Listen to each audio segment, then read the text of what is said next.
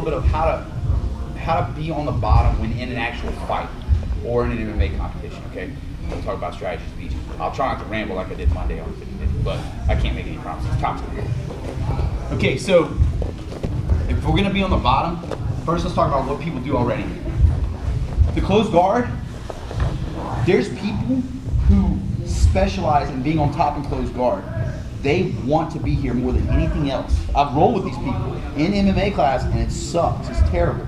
Like, and if I give them this type of space, they're gonna rain punches on me. I'll try and get double wrist control, but like essentially, I'm gonna eat some punches. It is going to happen, okay? So what people try to do is they try to break the posture, and that happens, and that's okay. But what happens then is people still body head. They're gonna start grinding their elbows in my face, like my forearm on my face.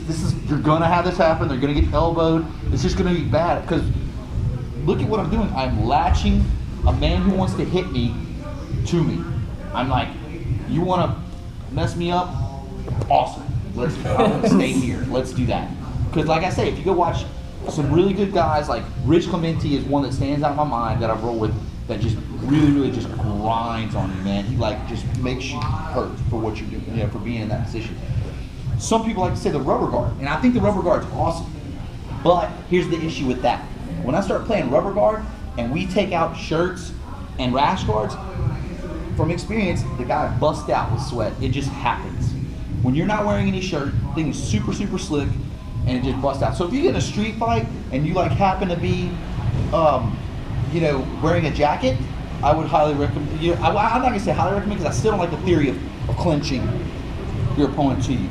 Okay, I don't think that works. I think it shows that I'm losing on the current MMA scorecards and things like that. And in self-defense, I just don't feel comfortable being this close, especially on concrete with someone, even if it's here. You know, I just don't feel like this is a safe thing to do.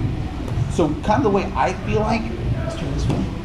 The thing I like to do is basically similar to a reverse De La Riva. All I want to do is main thing I want to do is not get punched in the face.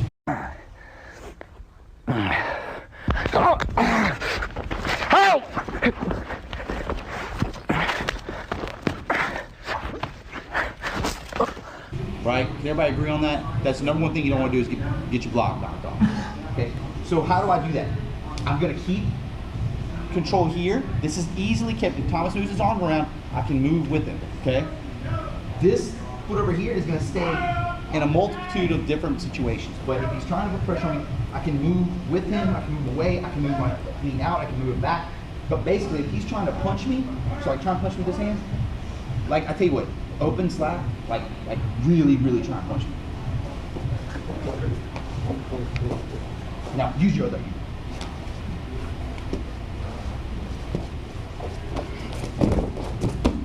And that's the game plan. Because in a real life situation, I need to be able to protect myself and also be able to eject. You got excited. Eject from the situation at any point. Because really and truly, if you're in a street situation, I don't advocate street fighting at all. Get out of there. I don't care how much more skilled you are than your opponent. Get out of there. With this, I always have an eject button. And that's me putting my foot right here and pushing away. This is a strong muscle. It works very well for this. At the very least, you make space, get up and run away. Okay? From an MMA aspect, I want a guard that's going to allow me to try and hold him down, but also at the same time give me the ability to escape. So, one more piece on that for MMA. You block here, you block here. For MMA, I would take my hand and grip right here. Because this keeps him down. I'm not saying he can't ever stand up. I'm just saying that it's going to be a little bit more difficult and may give you an opening of some kind. So like, try and stand up and get away, Thomas.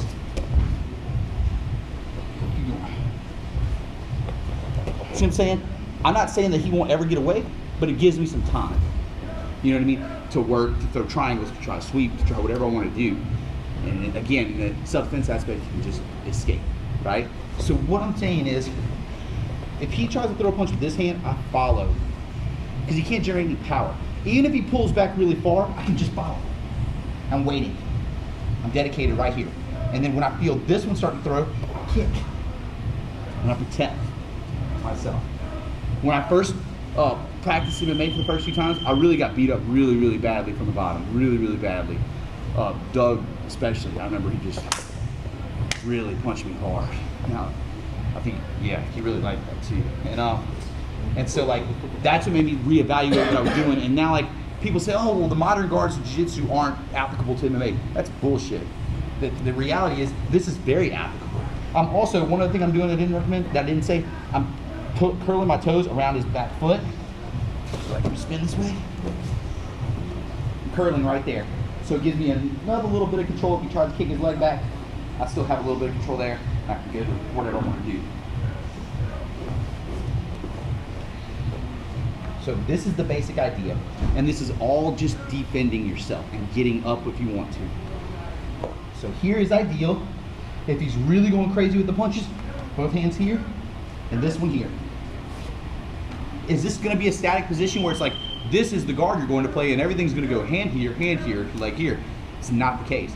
Everything's going to be moving, everything's going to be dynamic, because everything's going to be changing. You got an opponent here who has an unlimited amount of ways to try and punch your knee or kick your punch or headbutt you or whatever. So you have to be able to protect yourself is the most important thing. Because once you start getting punched in the head, I can tell you from experience, you're going to make poor decisions. You're going to make bad mistakes. Those things happen because your brain's rattled. And especially with jiu-jitsu, it's a thinking game, so you got to be on point, you know what I mean, in my opinion. So you have to keep yourself protected, okay? I don't think that this is keep protected. I don't think that this is going to keep me protected in MMA. Or fighting. I don't think that any of those guards, I mean, are you ever going to be here in MMA? You might be here, but what's he going to do? He's going to put you on your back? He's going to start trying to punch you again. And he's going to get some punches in. And I'm not saying it's going to knock you out, but it might. You know what I mean?